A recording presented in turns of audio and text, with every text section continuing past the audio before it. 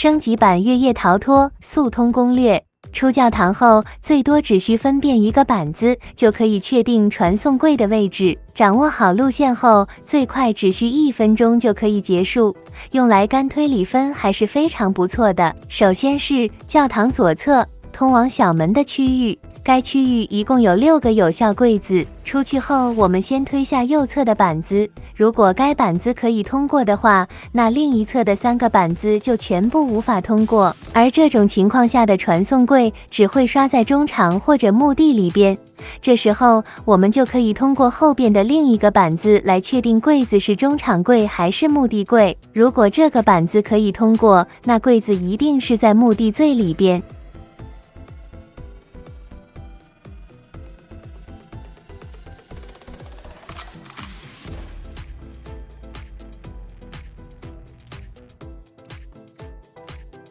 如果这个板子不能通过，那传送柜就是刷在中场的那2个柜子。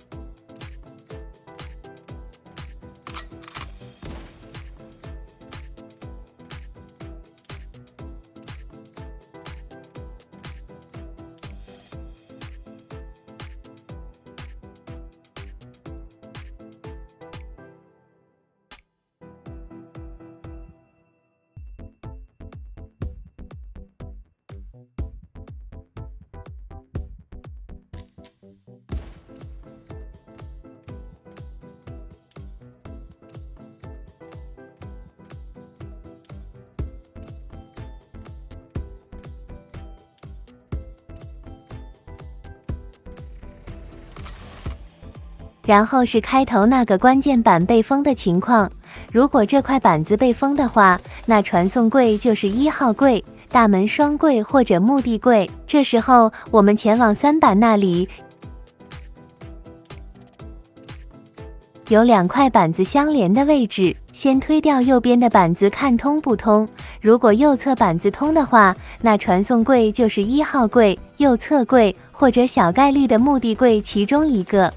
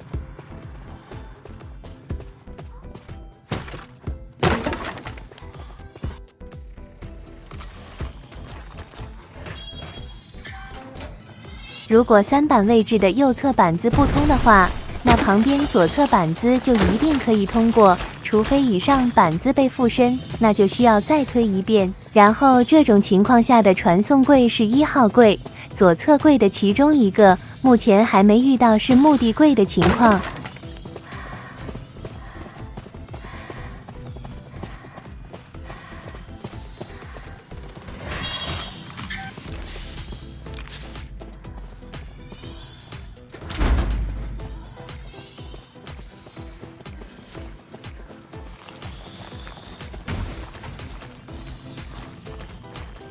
最后就是教堂右侧，也就是通往中推小推的区域，可以看到右侧的柜子都是没有板子的，所以这4个柜子都是无效柜子。然后这片区域一共有4个有效柜子，分别是3柜、大推角落柜、右柜以及大门柜，其中前3个为一组，大门柜单独为一组。我们只需要通过中场南瓜补给点旁边的板子能否通过，就可以知道具体是哪些柜子。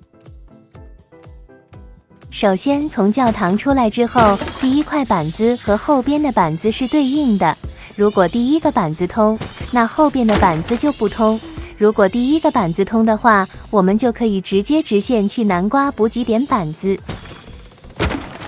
如果第1块板子不通的话，那后边的板子就可以通过。然后还是一样，直接去中场南瓜补给点。这个板子稍微会远些，大家注意看视频。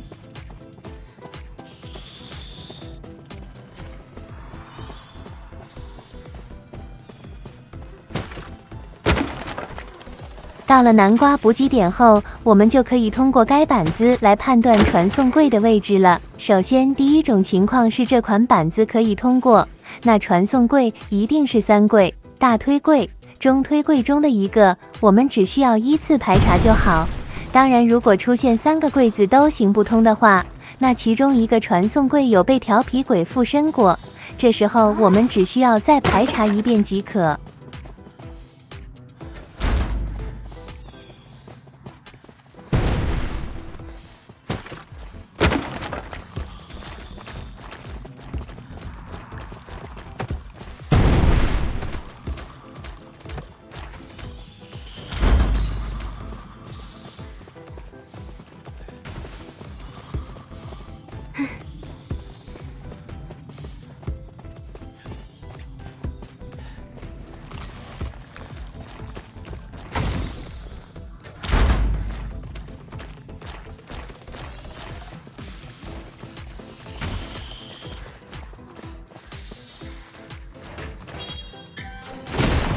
最后就是南瓜补给点板子不通的情况，这种情况下，传送柜一定是大门柜，我们直接按线路前往那边即可。这条线路会非常远，大家注意看视频。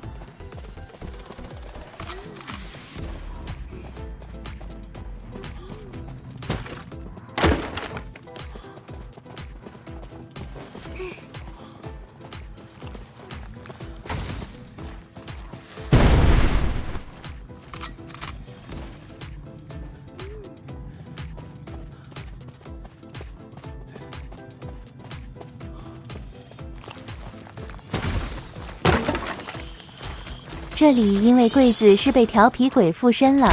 如果我们打开的话，会出现可以喷蜡的调皮鬼，所以我们像那种关键板子或者关键柜子，可以用南瓜炸弹排查。如果附身柜子的调皮鬼被炸出，那这个柜子打开后，虽然不会出现喷蜡的蜡人，但会出现一次会爆炸的蜡人。我们只需等待 CD 结束后再次开一次柜子即可。